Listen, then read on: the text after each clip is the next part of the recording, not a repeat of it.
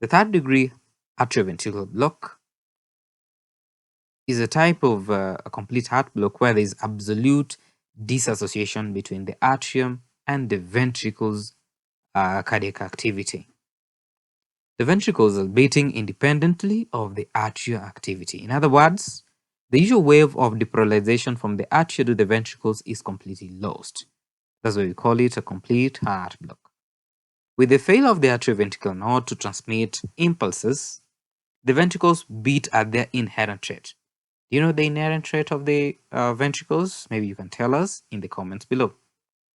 This condition usually results in a decreased cardiac output. Remember, the ventricles are not beating at the normal rates. The patient in this case may lose consciousness, and an ECG pattern indicating a third degree heart block requires immediate emergency action. Some characteristics of a third degree heart block that you may need to know are that when you look at the rate, the ventricular rate may be slow, either normal or fast, and atrial rate is within the normal range. You remember that? In terms of regularity, the atrial rhythm and ventricular rhythms are regular, but they're not related to one another. And the P waves are present and normal. They're not related to the QRS complex. Remember, there is a dissociation between the atria and the ventricular activity. We actually cannot measure the PR interval, and the QRS complex is normal, even escape focus is junctional. And lastly, the QT interval may or may not be within the normal limits. You remember we said there is a complete loss of the ability to transmit electrical impulses between the atria and the ventricle. The P waves do not have any relationship with the QRS complex because, and maybe they can be evidenced by the variable and inconsistently PR intervals.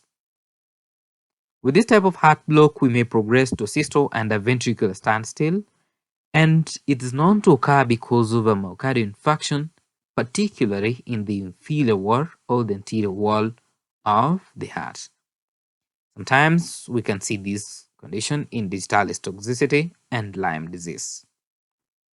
We treat this one with dopamine or epinephrine, or the use of external transthoracic pacing or a pacemaker.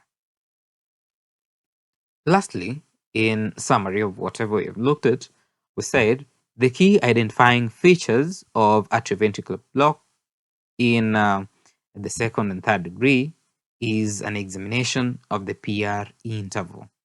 Its characteristic can be able to tell you which type of block we are having.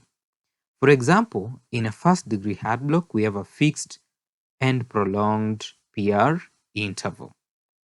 But in the second degree, Morbis type 1, we have a gradually prolonging PR interval until one of the P waves is not followed by the QRS complex, and then the cycle continues.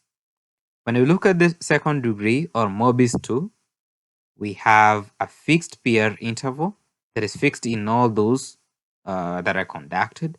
And lastly, a third degree heart block or a complete heart block has a variable PR intervals.